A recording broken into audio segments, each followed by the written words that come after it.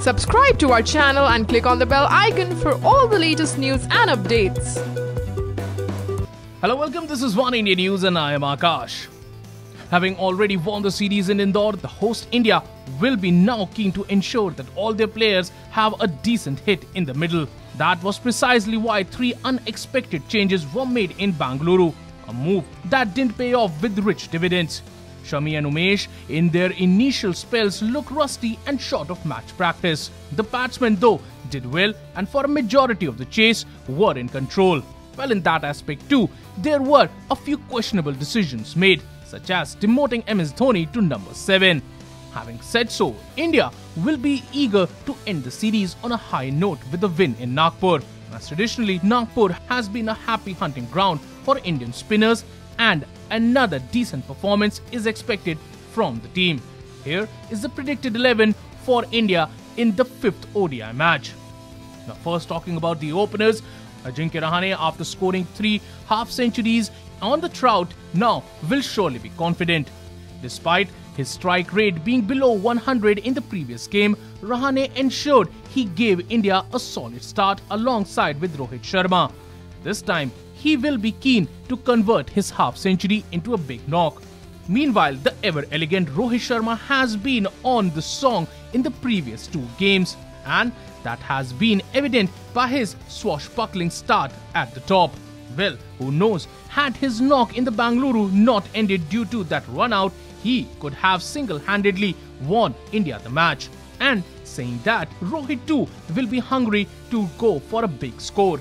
And sensing his appetite for runs, one big knock is seeming just round the corner. Now talking about the middle order, Virat Kohli has now missed 2 games in a row, an aspect which justifies him.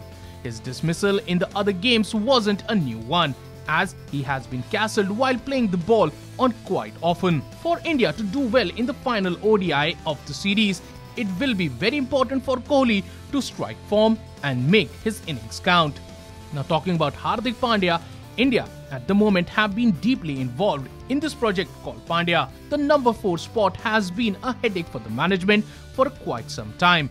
And here we have Hardik Pandya being another candidate for the role. Though playing at this spot, Pandya has not done any harm to his reputation, as a half-century and a 40-odd runs has been a decent knock. One can expect Hardik to continue batting at number 4, considering the fact that how Virat Kohli is backing the all-rounder. For KL Rahul, number 5 spot might be seeming a little bit low, but considering how the competition in the team is currently, he might have to accept it gleefully. Rahul has been warming the bench throughout the series, and it makes sense to give him at least 1 game against Australia. Though it is not an ideal slot for him, but KL Rahul will surely be happy to take it.